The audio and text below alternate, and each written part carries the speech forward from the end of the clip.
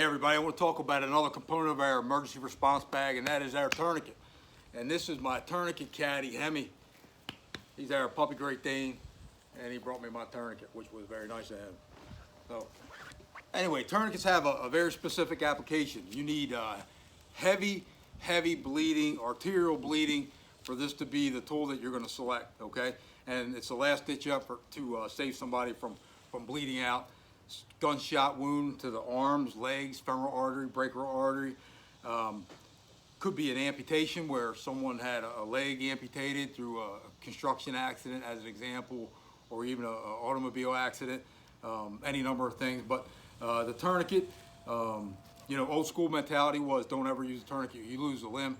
Well, that's kind of subsided. You know, most of the people watching this video live in close proximity to medical help, right? We're not in Afghanistan.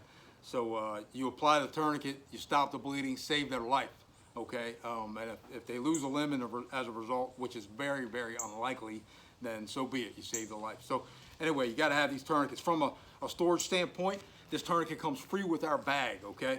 Take it out of the plastic and store it in your bag. How do you stage it, okay? There's several opinions out there, I'm gonna give you mine. You can stage it buckled and Velcroed, which is the way I prefer, and the reason I select this is because most of the time I'm by myself in my vehicle, or if I'm working out in the field, I want it easy to self-apply, and this makes it self-application very easy. Some say to store it like this, okay? So in case you need to get under someone that's large, you can manipulate their body and get that through and then buckle it. The problem is if you're by yourself, you may not have two hands, okay? One of these injuries may be one of your arms, and you're gonna be in a situation where you're probably gonna bleed out. So again, if you're with a team and everybody has one, great. My opinion is you keep it large enough to get over somebody's large thigh, even mine, okay? But the other thing, this is orange because it's a training tourniquet. This is a Velcro piece. It's a time stamp that if you're going to apply that tourniquet, you can use a Sharpie and write it on there, or if you want to write it on the individual's head or a piece of part of their body, you can. Take that time stamp and secure it over to one side, so when you turn this windless, it doesn't inhibit you from hooking the windless, okay? So very quick, a self-application. I've got a gunshot wound to my arm, and it's feeble. When I retrieve this tourniquet, I'm going to apply it, and again, there's several opinions out there on where to place this tourniquet. Some say in proximal distance to the injury. The training I received from a TAC medic standpoint is going to be high and tight. Whether it's on the leg, say the injury's here, go as high as you can and secure it. In this case, I'm going to secure it as high as I can on my arm up towards my shoulder, and I'm going to secure this Velcro on itself, okay?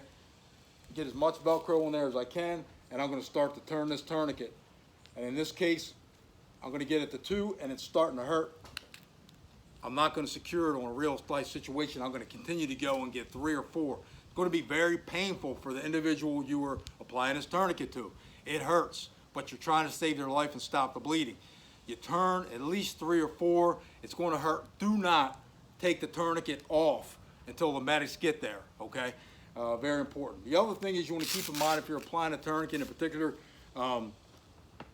there's going to be a process. If you have 2 people, have them prep the tourniquet while you are applying pressure and elevation to that injury. Or if they're laying on the ground, they have an injury to the femoral artery, stick a knee in that area where that artery is until that tourniquet's ready to go and stop that bleeding. So you'll use all your body weight, as an example, down on this area that's impacted until you get that tourniquet prepped and ready to go and get it over their boot and their leg, okay? The other thing is if you apply it to the leg, make sure that if you can remove this clothing, great. Make sure you don't have like keys or pens that you're gonna try and affix this tourniquet over top of. It's not gonna be as effective. It's not gonna be effective at all. So make sure their pockets are empty. If you need to remove that clothing, do so. So anyway, it's gonna hurt. It's supposed to hurt. It's gonna stop the bleeding. You're gonna save a life. Free tourniquet with this kit. There's a lot of great training out there in videos. Stop the Bleed program. You can go to their website.